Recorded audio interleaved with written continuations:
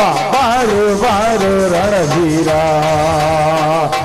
ಬಾರು ಪ್ರೀತಿಯ ಸರದಾರ ಬಾ ಎಂದರೆ ಬಂದಿಳಿಯುವ ಶೂರ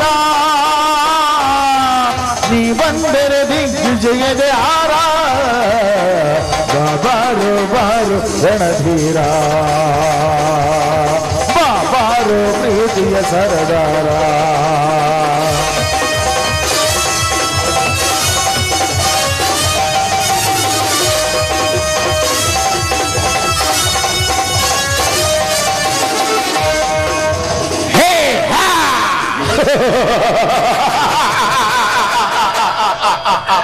ಶಾಕುಂತಲ ಮೈಮಾಟಕ್ಕೆ ಕವಿ ಕಾಳಿದಾಸನೇ ಮನಸೋತ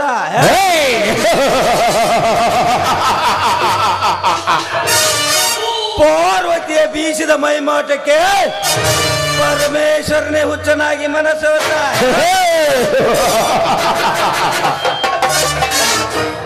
ರಂಬೆ ಊರಸರ ಮೇನಕೆಯರ ಚೆಲುವೆಗೆ ಓ ದೇವೇಂದ್ರನೇ ಮನಸೋತ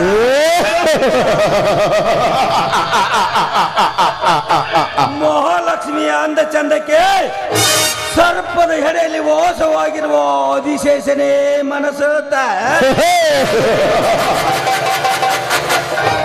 ದೇವತೆಗಳು ಒಂದು ಹೆಣ್ಣಿನ ಮುಖಕ್ಕೆ ಮನಸೋತಿರುವಾಗ ನರಮಾನವರು ಆಸೆ ಪಡೋದ್ರಲ್ಲಿ ತಪ್ಪೇನೂ ಇಲ್ಲ. ಪಾರ್ವತಿ, ನಿನ್ನ ದೇಹದ ದುಃಖಕ್ಕೆ ನಾನೆಂದೋ ಮನಸೋತಿದ್ದೇನೆ, ಹಂಬಲಿಸುತ್ತಿದೆ ಈ ಬೇಟೆಗಾರನ ಮನದ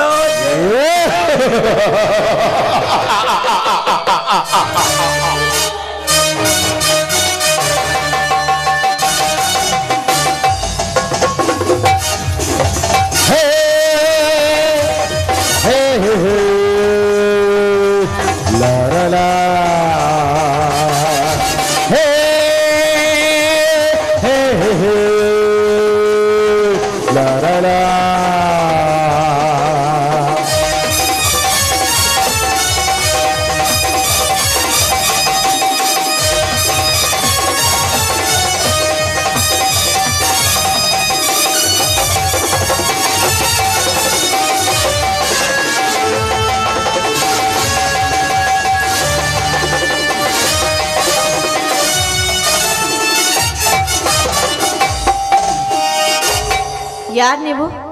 ಅಡ್ಡ ದಾರಿಯಲ್ಲಿ ನಿಂತ್ಕೊಂಡಿದ್ದೀರಲ್ಲ, ದಾರಿ ಬಿಡಿ, ಹೋಗ್ಬೇಕು.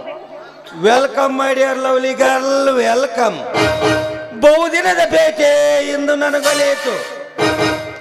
ಪಾರ್ವತಿ, ಹಸಿ ತುಟಿಗಳಿಂದ ಬಿಸಿ ಮುತ್ತು ಕೊಟ್ಟು ತಣಿಸಬೋ ನನ್ನ ಅಂತರಂಗವನ್ನು.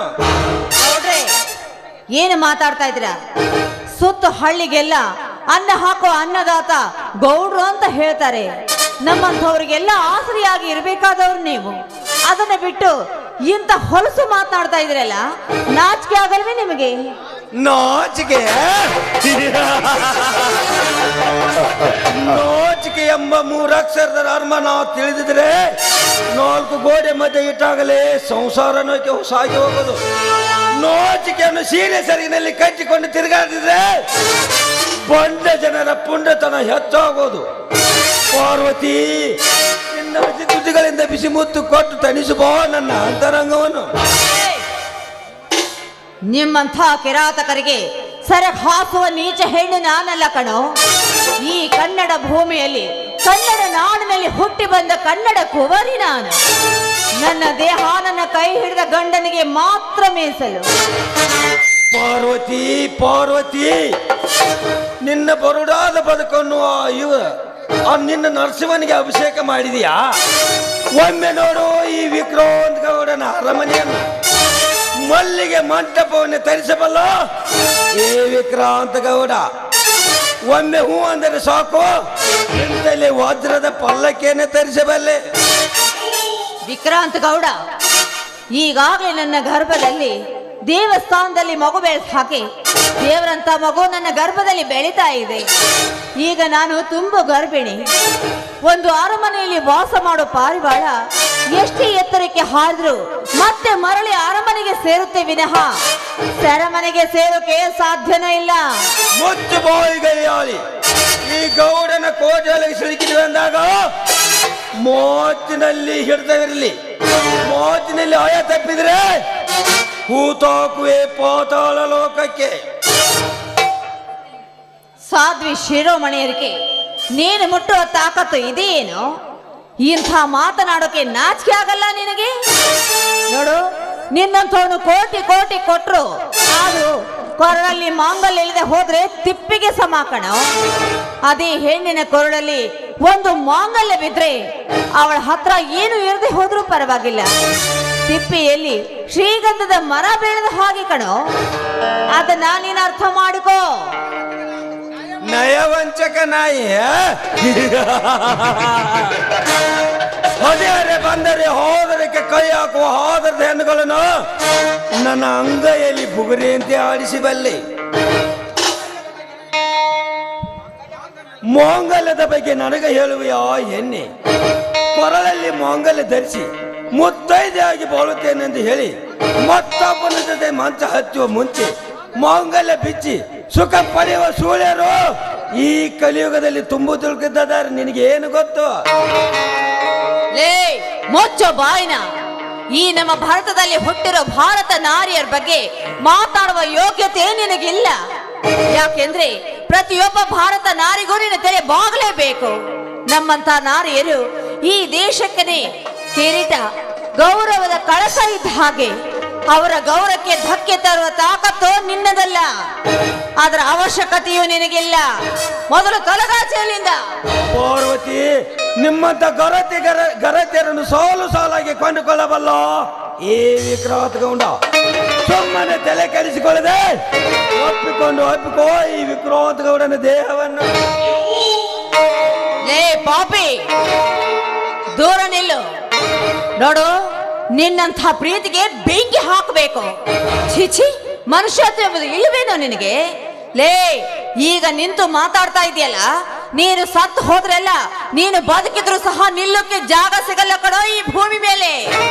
ಸಾಧ್ವಿ ಶಿರೋಮಣಿಗೆ ಕಾಡಿದ್ದೆ ಆದ್ರೆ ಸತ್ತ ಮೇಲೆ ಹೂಳೋಕೆ ಜಾಗ ಸಿಗಲ್ಲ, ನೆನಪಿರ್ಲಿ ನಿನಗೆ. ಪಾರ್ವತಿ, ನಿನ್ನ ಉಪದೇಶ ಕೇಳೋದಕ್ಕೆ ನಾನೇನು ಮೂರ್ಖನಲ್ಲ. ನಿನ್ನ ಪ್ರೀತಿಯ ಸವಿನ ಊಟವನ್ನು ಉಣ್ಣಲು ಬಂದ ನಲ್ಲ ನಾನು.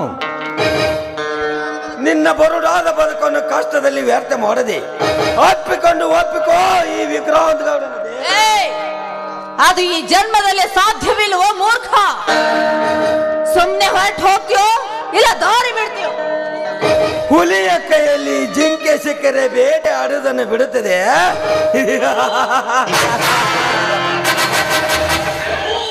ಗರುಡನ ಕಣ್ಣಿಗೆ ಸರ್ಪ ಕಂಡರೆ ಕುಕ್ಕಿ ತಿನ್ನೋದು ಬಿಡುತ್ತದೆ.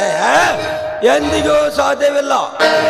ಮಕರಂದಕ್ಕಾಗಿ ಬಂದ ತುಂಬಿ ಮಕರಂದವನ್ನು ಹೀರುವುದು ಬಿಡುತ್ತದೆ, ಅದೆಂದಿಗೂ ಬಿಡುವುದಿಲ್ಲ.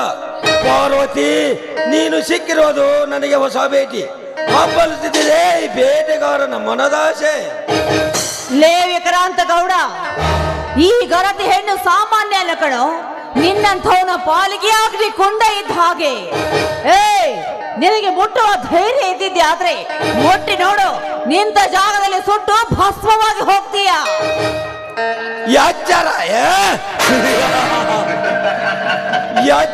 ಎಚ್ಚರ ಮಾತಿಗೆ ಬೆಪ್ಪನಂತೆ ವರ್ತಿಸಲು ನಾನೇನು ಹುಚ್ಚನಲ್ಲ. ನೆನೆಸಿಕೋ ನಿನ್ನ ಅಂತರಂಗದ ದೇವರ.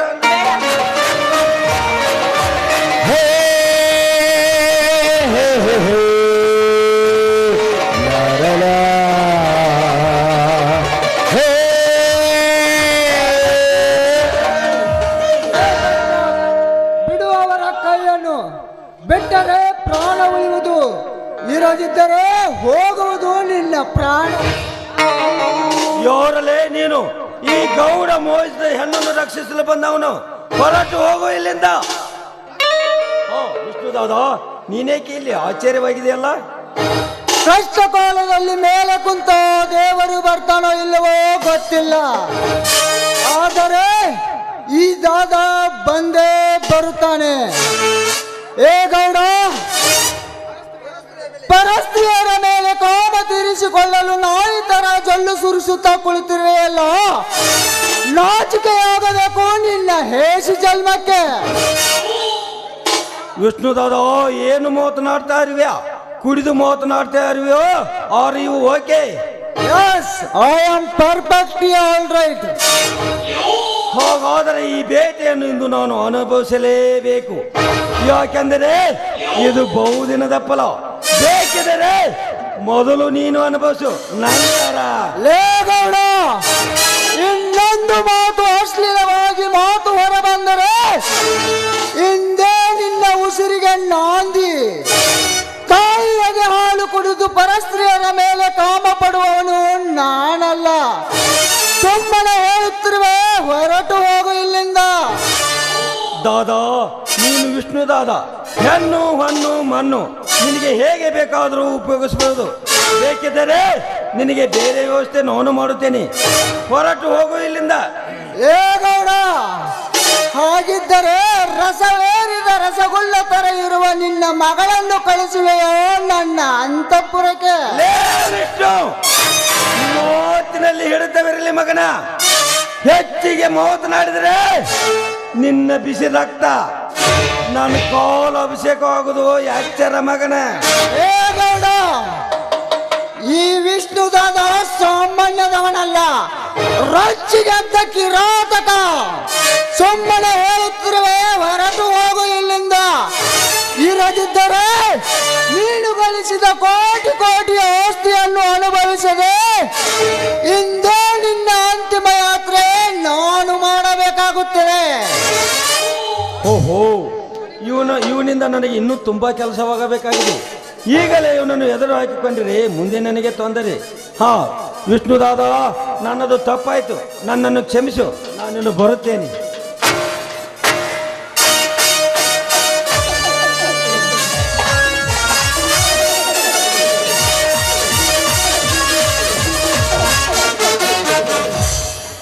ನನ್ನನ್ನು ಎದುರು ಹಾಕಿಕೊಂಡರೆ ಆಪತ್ತು ಖಂಡಿತ. ಇರಲಿ, ಯಾರಮ್ಮ ನೀನು? ಇಂಥ ದುಷ್ಟನ ಕೈಯಲ್ಲಿ ಹೇಗೆ ಸಿಲುಕಿಕೊಂಡ? ಅದು ನನಗೆ ನೀರು ಬೇಕಾಗಿತ್ತಪ್ಪ. ಅದಕ್ಕೆ ನದಿಗೆ ಹೋಗ್ಬೇಕು ಅಂತ ಈ ದಾರಿಗೆ ಬಂದೆ. ಆ ಪಾಪಿ ನಾನು ತುಂಬು ಗರ್ಭಿಣಿ ಅಂತ ಗೊತ್ತಿದ್ದು ಸಹ ನನ್ನ ಮೇಲೆ ಕಾಮದ ಕಣ್ಣು ಹಾಕಲು ಬಂದ. ಸರಿಯಾದ ಸಮಯಕ್ಕೆ ನೀನು ಬಂದಿಯಪ್ಪ. ನಿನ್ನಿಂದ ತುಂಬಾ ಉಪಕಾರವಾಯಿತು. ಚಿಂತಿಸಬೇಡಮ್ಮ, ಇಂಥ ಸೊಕ್ಕಿನ ಶ್ರೀಮಂತರಿಗೆ ನಾನು ಹುಲಿಯಾಗಿ ಹುಟ್ಟಿ ಬಂದಿದ್ದೇನೆ. ಇವನನ್ನು ಬೇಟೆ ಆಡುವುದಕ್ಕೆ ಕಾದು ಕುಳಿತಿದ್ದೇನೆ. ಇರಲಿ, ತಮ್ಮ ಹೆಸರು? ನನ್ನ ಹೆಸರು ಪಾರ್ವತಿ ಅಂತ. ನಾನು ಈ ಊರಿನಲ್ಲಿ ಬಡ ರೈತ ಇದ್ದಾರಲ್ಲ, ಶಿವಶಂಕರ ಅವರ ಹೆಂಡತಿ, ನರಸಿಂಹನ ಅತ್ತಿಗೆ. ಅದಿರ್ಲಪ್ಪ, ನೀನು ನನ್ನ ಮಾನ ಕಾಪಾಡೋದಕ್ಕೆ ನಿನಗೆ ನಾನು ತುಂಬಾ ಧನ್ಯವಾದ. ಅಳಬೇಡಮ್ಮ, ಅಳಬೇಡ. ಇಂಥವರಿಗೆ ಒತ್ತು ಬುದ್ಧಿ ಕಲಿಸಲೆಂದೇ ನಾನು ಬಂದಿದ್ದೇನೆ. ಇರಲಿ, ಈ ಘಟನೆ ನಿಮ್ಮ ಮನೆಯವರಿಗೆ ತಿಳಿಸಬೇಡಿ. ಮುಂದೆ ಏನಾದರೂ ತೊಂದರೆಯಾಗಬಹುದು. ಅವರ ಅಲ್ರಿ, ನೀನು ಕೂಡ ತಗೊಂಡು ನೀವು ಯಾಕೆ ಬರಕ್ ಹೋಗಿದ್ರಿ? ಅಲ್ಲಿ ಹೇಳಿದ್ರೆ ನಾನು ತಗೊಂಡ್ ಬರ್ತಿದ್ನಿಲ್ಲ. ಅಪ್ಪರನ್ ಕೇಳಿದ್ರಿ ನೀರ್ ತರಕ್ ಹೋಗ್ಯಾರ ಅಂತ ಹೇಳಿದೆ. ಹೋಗ್ಲಿ, ಇಷ್ಟಾಗಿ ತಡ ಮಾಡಿದ್ರಿವಾ? ಮದರಂಗಿ, ದಾರಿಯಲ್ಲಿ ಹೋಗ್ಬೇಕಾದ್ರೆ ಆ ಪಾಪಿ ವಿಕ್ರಾಂತ ಗೌಡ ಇದ್ದಾನಲ್ಲ, ಒಂಟಿಯಾಗಿರೋ ನನ್ನ ಕಂಡು ನನ್ನ ಬಲಾತ್ಕಾರ ಮಾಡೋಕೆ ಪ್ರಯತ್ನ ಪಟ್ಟ ಅಮ್ಮ. ಪಾಪ ದೇವ್ರ ಹಾಗೆ ಈ ಪುಣ್ಯಾತ್ಮ ಬಂದು ನನ್ನ ಮಾನ ಕಾಪಾಡಿದ್ರು. ಯವ್ವ, ಆ ಗೌಡ್ ನನ್ನ ಕೈಯಾಗ ಸಿಗ್ಬೇಕ. ಅವನು ಚಟ್ಟ ಕಟ್ಟಿ ಅವನು ಊರಿಂದ ಆಚೆಗೆ ಹಾಕ್ತಾನ. ಹೋಗ್ಲಿ ಬಿಡವ, ಈಗಾರ ಬಿಟ್ರಲ್ಲ. ಯಪ್ಪ, ನೀವು ಯಾರೇನೋ ಗೊತ್ತಿಲ್ಲ. ನಮ್ಮ ಅವ್ವರನ್ನ ಕಾಪಾಡೋದಕ್ಕಾಗಿ ತುಂಬಾ ಧನ್ಯವಾದಗಳನ್ನ. ಇರಲಿ, ಇದು ನನ್ನ ಕರ್ತವ್ಯ. ಆಯ್ತ್ರಿ ಅವರ, ಹೋಗುನ್ ಬರ್ರಿ. ಹಾ ಮದರಂಗಿ, ಒಂದ್ ಮಾತು, ಇಲ್ಲಿ ನಡೆದ ವಿಷಯನ ದಯವಿಟ್ಟು ಮನೆಯಲ್ಲಿ ಯಾರಿಗೂ ಹೇಳ್ಬೇಡ. ಹೇಳಂಗಿಲ್ಲವಾ? ಬಾ ಹೋಗೋಣ. ನಡೆಯೋ.